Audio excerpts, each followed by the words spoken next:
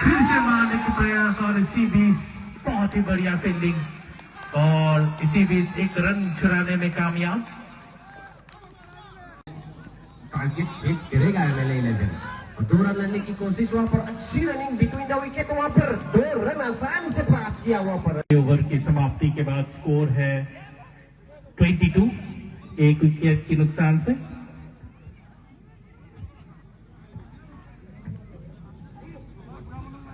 अभी भी 2 ओवर बचे हैं इस मैच में। আৰু সকলোকে এটা হাত চাপৰি দিবৰ বাবে মই বিনম্ৰ অনুৰোধ জনালো।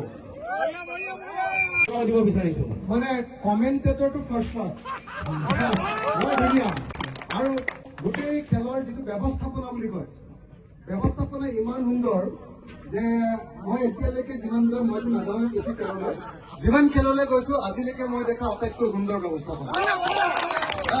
উদ্যোক্তাসকলক ধন্যবাদ জনাইছো আৰু ধন্যবাদ জনাই মাত্ৰ মই এটাই কথা ক'ব খুজিছো, যিহেতু মই ইয়ালৈ আহিলো, এই খেলখনৰ যিটো চেম্পিয়ন টীম হ'ব সেই চেম্পিয়ন টীমটো মোৰ পিনৰ পৰা 10,000 টকা এটা মই প্ৰাইজ মানি এটা ডিক্লেয়াৰ কৰিছো।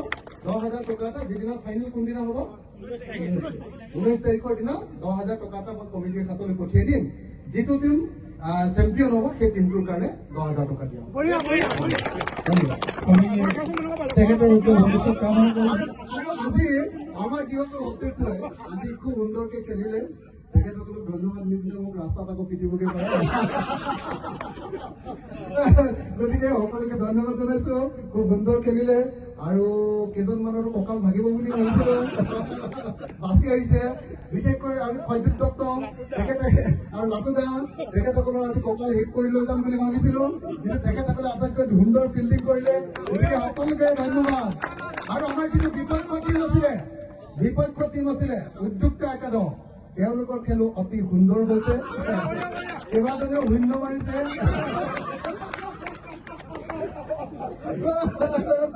তেখেতসকলক ধন্যবাদ আমাক জিকাই দিয়াৰ কাৰণে। সকলোকে ধন্যবাদ জনাইছো আৰু ইমান বহু দিনৰ মূৰত এনেকে ঘূৰা আনি মাৰিবৰ কাৰণে সুযোগ দিয়াৰ কাৰণে।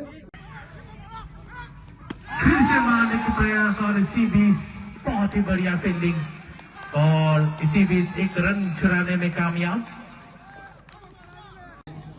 टारगेट सेट करेगा एमएलए 11 और 2 रन लेने की कोशिश, वहां पर अच्छी रनिंग बिटवीन द विकेट, वहां पर 2 रन आसान से प्राप्त किया वहां पर। ओवर की समाप्ति के बाद स्कोर है 22, एक विकेट के नुकसान से।